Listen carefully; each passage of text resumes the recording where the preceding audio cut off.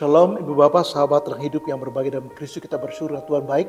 Hari ini kita dapat kehormatan membahas tema penting. Tema saya ialah, ini tema konseling, pasangan saya sangat pencemburu. Apakah yang harus saya lakukan? Coba satu ayat dari Amsal 3 ayat 5 firman Tuhan. Percayalah kepada Tuhan dengan segala hatimu dan janganlah bersandar pada pengertianmu sendiri. Ayat ini menekankan penting sekali kita percaya kepada Tuhan dengan segenap hati. Nah, untuk mengatasi pasangan yang cemburu, kita harus melihat bahwa emosi cemburu atau sikap cemburu, kalau dalam kadar tertentu itu tidak ada masalah, sehat dan itu manusiawi.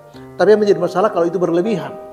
Dikatakan dalam Ulangan juga pasal 20, pasal 34, ya, itu juga dalam Keluaran 20 itu Allah memang pencemburu. Tapi pencemburu itu dalam kaitan Allah tidak mau diduakan. Pada saat yang sama kita membersih Allah, di saat yang lain kita menyembah Allah yang lain. Nah, konteks cemburu dalam konteks itu.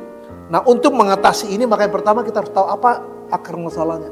Sampai dia menjadi begitu pencemburu. Pertanyaan saya ialah, apakah dulu sudah pencemburu atau baru sekarang? Kalau dulu ya memang sudah sifat yang lama. Tapi kalau baru sekarang sepertinya kita harus cek di hidup kita. Jangan-jangan kita faktor yang membuat dia tertrigger untuk menjadi pencemburu. Yang kedua ialah, coba kita bangun komunikasi yang baik. Komunikasi yang terbuka. Komunikasi yang jujur. Mengapa? Supaya kita bisa bicara banyak hal di situ. Ada hal-hal yang menjadi unik-unik dia. Kita bisa bicara di sana. Dan ketika terbuka, maka semua menjadi clear, menjadi clean. Dan kalau sudah clear dan clean, maka kita tidak perlu menimbulkan hal-hal yang menjurus kita menjadi pencemburu, dalam hal ini istri. Yang ketiga ialah kita harus bangun kepercayaan.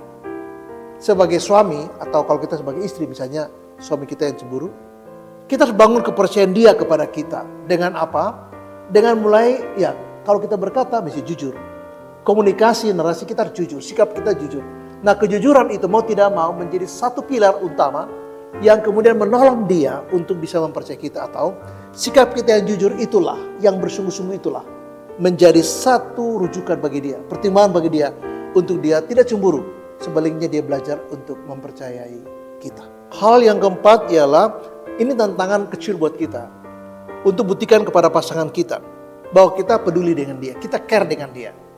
Bahwa apa yang dikatakan kita mendengar. Bahwa apa yang dia sampaikan ya kita memahami. Atau kalau kita tidak paham kita tanya. Supaya ketika dia tahu bahwa respon kita baik, kita bisa buktikan bahwa kita care. Kita bisa buktikan bahwa kita peduli. Kalau bicara kita dengar, kalau dia tanya kita jawab. Dan lewat bukti-bukti yang sederhana seperti ini, pasangan kita mulai belajar untuk percaya kepada kita.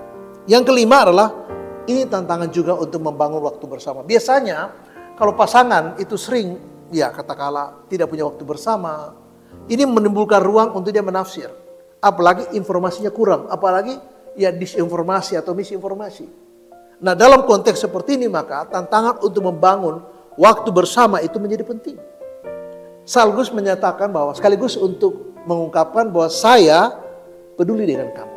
Karena itu saya memberi waktu yang berkualitas untuk membangun waktu bersama. Dalam kebersamaan itulah tidak memberi ruang banyak untuk pasangan kita tidak percaya, apalagi cemburu kepada kita. Nah, yang terakhir adalah, yang keenam adalah kita harus belajar tenang. Kita harus sabar. Karena sifat-sifat seperti ini tidak mudah untuk diatasi seperti orang membolak-balikan tangan. Tidak semudah itu. Tetapi justru itu menariknya. Kita belajar untuk sabar. Bahkan berdoa buat dia. Selain kita menemukan akar masalah dan kita selesaikan akar masalah, kita tunjukkan bahwa kita buktikan bahwa kita itu care sama dia. Kita itu peduli, kita mencintai. Dan kepedulian kita nyatakan lewat waktu kita bersama. Mungkin sentuhan kita kurang. Kita mulai hadirkan kembali. Bangun kepercayaan dengan baik. Komunikasi dengan terbuka, dengan jujur. Dan kita berharap ketika hal itu kita lakukan, ini dari waktu ke waktu akan menolong dia untuk tidak cemburu. Tuhan Yesus memberkati dan shalom. Amin.